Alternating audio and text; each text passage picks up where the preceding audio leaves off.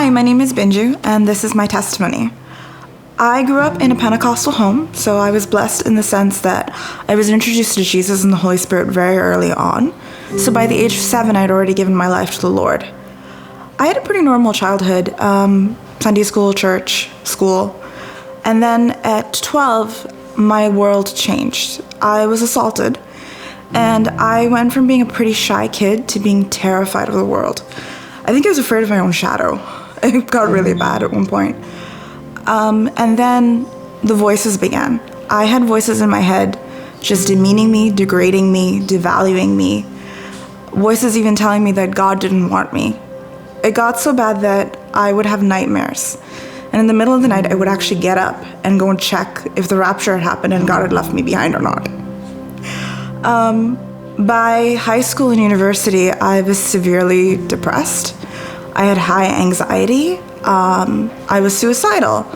Only I thought I was going crazy. I had dreams about being in the mental institution and just being diagnosed with a mental disorder. It wasn't until I got into university that I realized I'm actually depressed. I was having really bad anxiety attacks, panic attacks, failing all of my university courses. I was so depressed that suicide was an every moment thought. Suicide wasn't something that just came in and out. It was constantly there in the back of my mind.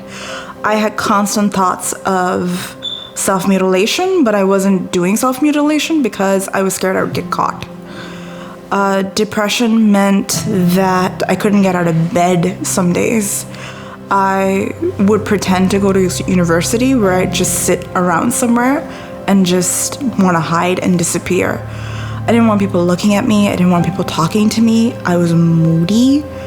I don't have any pictures of myself from this time because when I look at myself, I don't see me. I see pain. I see crippling fear. I see a girl who can't function properly. At the deepest part of my depression, I had a really bad, anxiety attack. And I came home and I just slept for 24 hours or 48 hours. And I woke up and I just went back to sleep. I would just do that over and over again. I'd just wake up and then go back to sleep, wake up and then go back to sleep. I felt heavy and I couldn't get out of bed. And I remember I woke up and I had a dream where I had gone downstairs to the kitchen, grabbed my mom's butcher knife, like the big cleaver, and I just had a thought that went, if I wait until it's like 1 or 2 in the morning, I can lock myself in the bathroom, use this to slip my wrists, and no one would find me until the morning. I had that thought, and I turned around and I looked up at the ceiling. And I said, God, the only person that's going to stop me from doing that is you. And then 2 seconds later, the door knocked and my sister walked in. And she was like, what's going on?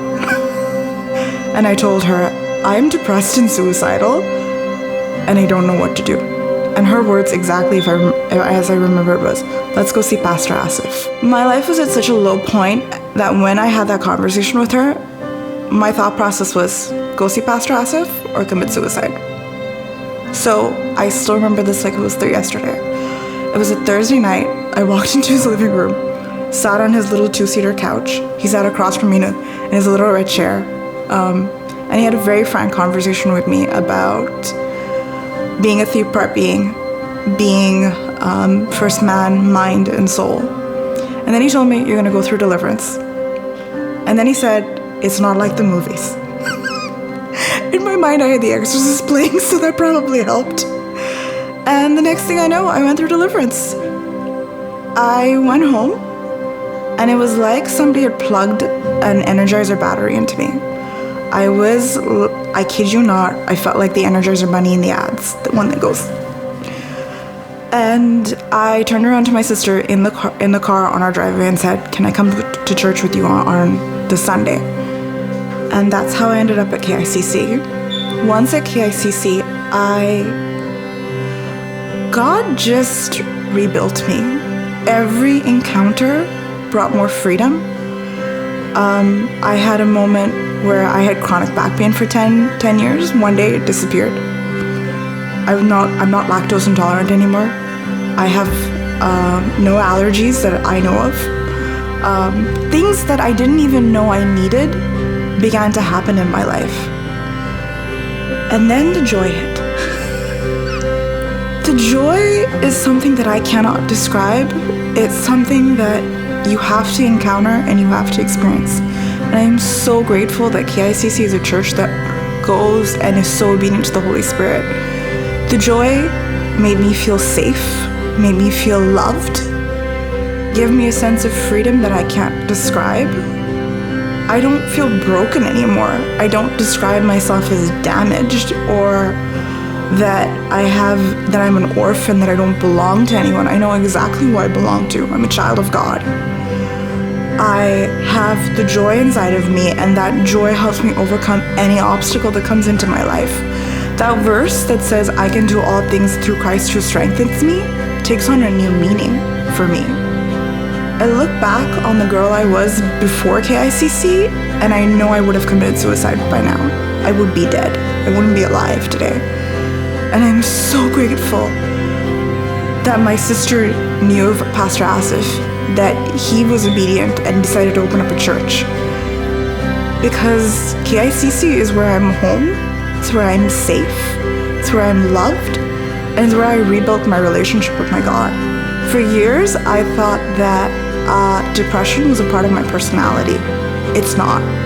It's a lie that the joy and the Holy Spirit broke off of me. I'm a completely different person.